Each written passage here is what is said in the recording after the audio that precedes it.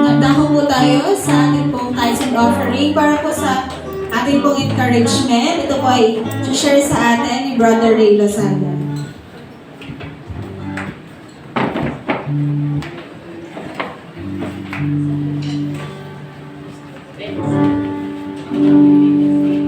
Hindi po mga kapatid. Ang ating pong encouraging verse po ay matagpuan sa Lucas 6, verse 38. Ito po ang sinasabi. Magbigay kayo at bibigyan kayo ng Diyos, hustong takal, siksik, liglig at umaapaw pa ang ibibigay sa inyo. Sabat ang takalang ginagamit na ninyo sa iba ay siya rin gagamitin ng Diyos sa inyo. Ito po, sinasabi ito naman, magkaroon po tayo ng tamang mindset. Tamang kaisipan at bukal sa puso, magbigay pa sa tao. Aling Panginoon eh. Kasi in the long run, tayo rin makikilala mo nun. Yung naman po, salamat po. Maraming salamat po. And sa ating pong tithes, ito po natin ilalagay sa box. Sa offering naman po, ay lilikumin po ng ating usher, Brother Boy Adriano. Habang umaabot po tayo sa Panginoon. At magbigay yung mga tithes po natin, mga envelope, dito po sa box. Yan ang mga offering item po sa dito po lang.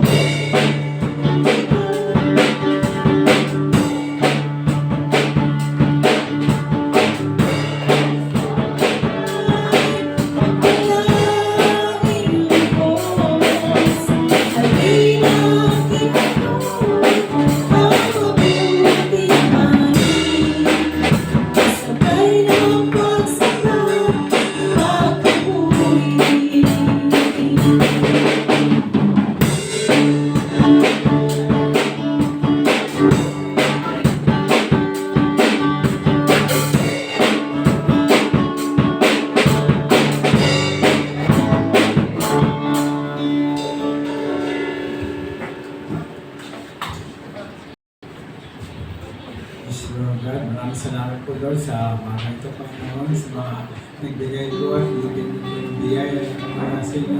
Ipatuloy po pagyabahin ko mga biyaya namin at wala po ibigay sa inyo na magamit sa inyo para na Jesus sa pangalan ng Jesus. Amen.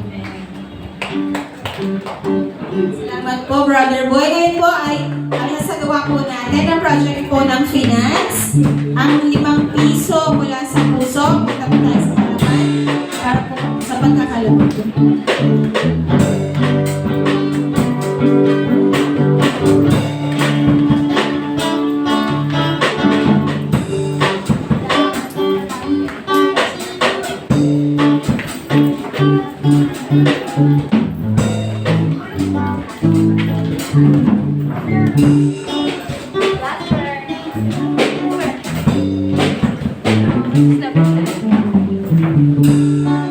Maraming salamat po and may announcement lang po. Mamaya po ay may meeting po ang mga CE teachers after po ng ating Sunday service. Sige po, tayo pong lahat ay tumayo at tayo po ay muling umawit sa ating pong Panginoon. Awitin po natin alay sa pagsamba. Lahat po ng papuri, pagkasalamat, ibigay po natin sa ating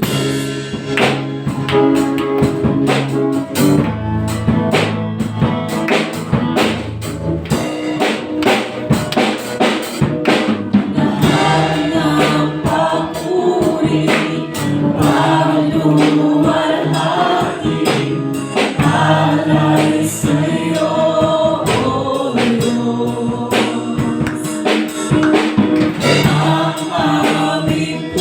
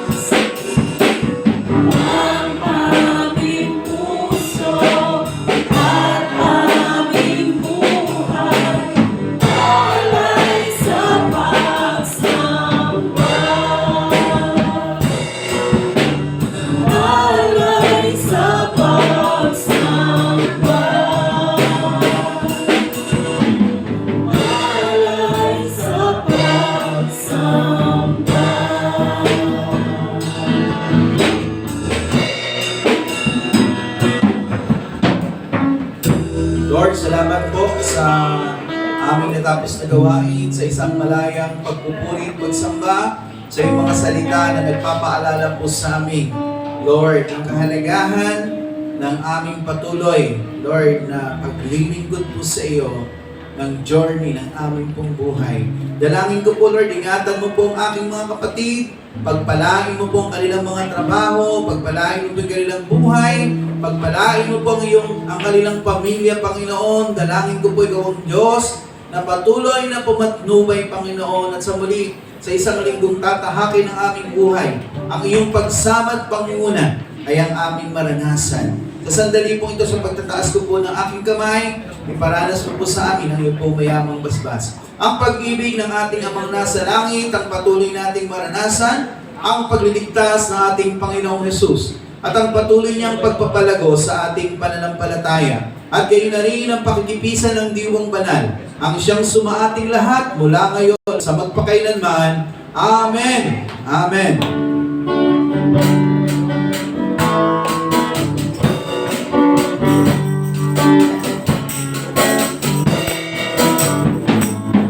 The Lord bless you and keep you. The Lord make his face shine upon you and give you peace. And give you peace. And give you peace forever. The Lord be gracious to you. His face shines upon you, and give you peace, and give you peace, and give you peace forever.